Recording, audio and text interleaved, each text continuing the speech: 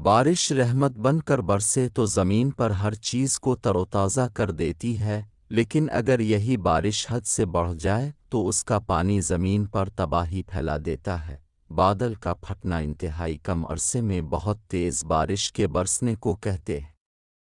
اور یہ بارش بادلوں کی شدید گرج چمک کے ساتھ بڑے بڑے اولے جنہیں ہیل کہا جاتا ہے برسا سکتی ہے، جس سے زمین پر سیلابی صورتحال پیدا ہو جاتی ہے۔ عام طور پر بادل پھٹنے کا صورتحال اس وقت پیدا ہوتی ہے جب گرم ایئر کے پارسل ٹھنڈی ایئر میں شامل ہوتے ہیں اور اس کے نتیجے میں فوری اور شدید بارش شروع ہو جاتی ہے،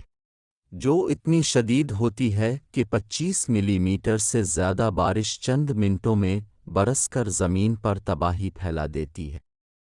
تیز بارش جب صرف ایک گھنٹے میں 100 ملی میٹر کے برابر ہو جائے یا اس سے تجاوز کر جائے تو اسے بادل پھٹنا کہا جاتا ہے۔